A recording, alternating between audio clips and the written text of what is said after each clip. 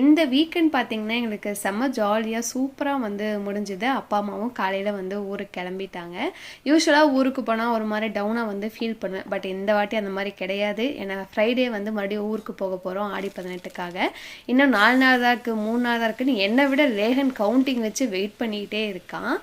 டே வந்து ரொம்ப பிஸ்கா வந்து ஸ்டார்ட் ஆச்சு.